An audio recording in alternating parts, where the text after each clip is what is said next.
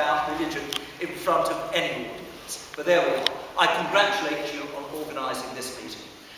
Ladies and gentlemen, at a very early age I decided I wanted to go into politics.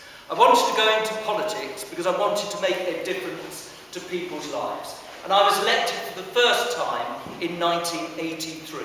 I've always been a community politician and a constituency politician.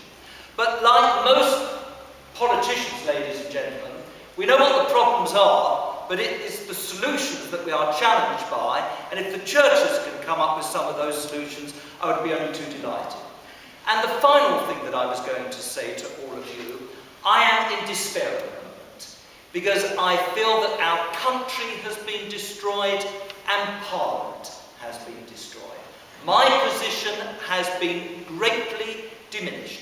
And I have to say to each and every one of you, whoever wins the election will wake up on the 7th of May to find out the enormity of the job which they face. But there is no point anyone standing for Parliament again unless we recover the powers that we once had. I'm somebody who got fed up with writing letters to Parliament and thought it's time to put up or shut up.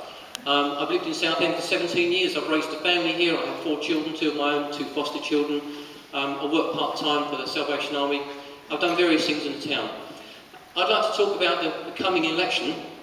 We hear the slogans, we see the debates, and we'll believe, or some believe, that by changing the government, that somehow the nation will change. We've already heard that there's going to be a big job on May the 7th. What I'd like to put to you is that no matter who wins this election, it will not change who governs this country. That job is already carried out by the EU Commission, who already passed 75% of the laws that passed through Westminster. On May the 7th, that will not change. The 3 parties that are represented here tonight, the 3 main parties, are scrapping over 25% of the legislation. It will not change who governs the nation. There will be no recovery of powers with the Sovereignty Act. It would require the agreement of all 26 other nations. There are no further referendums required under the Lisbon Treaty. It is the final one. All 3 parties promised a referendum, all 3 broke that referendum pledge. Will we trust them with another pledge? I would ask you to vote UKIP, because UKIP, no, I'm not asking for a referendum. A vote for UKIP is a vote to leave the European Union, which costs us 45 million a day, which is 16.4 billion a year. With 16.4 billion a year, you can start to tackle the budget deficit. You can start to tackle jobs. We cannot afford to remain in the European Union. It's a luxury we cannot afford. We are losing our freedom, we're losing our legal system, we're losing our identity, we're losing everything because the government of this nation is not the one that you're voting for. You cannot vote the EU Commission in, you can't vote them out. So I'd ask you this evening, consider voting for UKIP. It's possibly the last opportunity you'll ever have in a general election to cast your vote and make a choice for the future of this nation. I believe that everyone deserves the chance to make the most of their lives and to achieve all that they are capable of achieving, no matter what their background. We've heard a lot about the big society in this election. Now, as a Labour candidate, I believe that government can come together and solve our problems. That's why I'm proud to stand here today on our record. A record of lifting pensioners out of poverty, saving the NHS from the brink of ruin, and doing everything we can to ensure that the global economic crisis does not affect your jobs, your homes, your families. We don't always get things right in politics, but in the Labour Party we take people's lives seriously and we determine that everyone matters.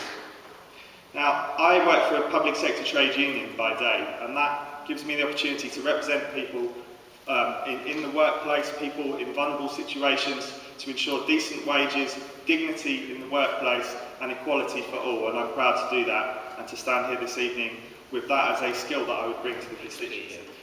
This was going to be the boring election. This was meant to be just the boring election where Labour had done their 13 years, and they got to the end of it, and it was the Tories' turn. That was the plot. If you read the newspapers a couple of months ago, that's the way they described it. It's become the most exciting election that I think any of us have ever known. And it's become that election because of a debate a little bit like this, but a little bit bigger, with a little bit of a larger audience, in which a lot of people suddenly discovered that they agreed with the Liberal Democrats. I think that has been a fantastic experience.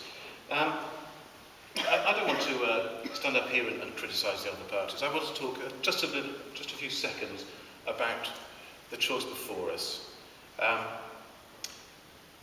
We've had 65 years of Labour and Conservative rule, with some achievements, with some successes, with some failures. I think it is time for a new start. I think we're looking for a party which will be fair, which will push for fair taxes, which will take the view that if you're earning less than the national minimum wage, you shouldn't be paying tax. That will push for education that gives a fair start to all our children, and that means putting some more money into schools, particularly... It's another supporter, I'm pleased to say. Particularly children from disadvantaged backgrounds. I think that's crucial. We need a fair chance for... this is going to be all night.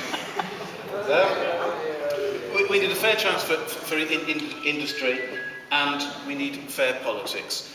This is a fantastic election. It's a fantastic opportunity to vote for change, to vote for hope. I hope everyone here votes, and I hope they all vote in a positive fashion. My name is Bolton. I'm the Green Party candidate. I don't hug trees, I don't like lentils, and I do drive a car sometimes. My policies are about the environment, but the environment is actually everything. You're in it now. Sorry, I'm out of breath. You're in it now. Everything you do, everything that we do as people takes place in the environment. All your decisions, every decision you make, every action you take has an effect on the environment and takes place in it. So our policies do not say, this is the environment, let's put it in a box over there. Every single Green Party policy, and we have all the policies that you would expect from a serious political party, covering the whole range of things from the economy, education, health, jobs, pensions, tax, benefits, the whole lot. Every single one of those policies takes into account the environment in one way or another. Together, those policies form a complete, interlinked set of strategies for changing the direction of this country and making it move towards a more sustainable, fairer and longer lasting way of life for the whole country. We believe we can create 1 million jobs through investment in the green economy. We believe we can increase pensions to £170 a week with no means testing. We can change the tax system so that it encourages green behaviour and so that it creates a fairer society. We've got 3 crises facing us. The economy is top of the list and has to be dealt with straight away. Inequality, social inequality, both within this country and between countries and other countries, needs to be dealt with as a matter of urgency. We need to start addressing these things now. Climate change is the big elephant in the room. It's in the background. It's there, and it is coming to get us. And we have to start changing our ways of life and the way we deal with things like energy and the rest of it now, or we're going to run out. Thank you very much.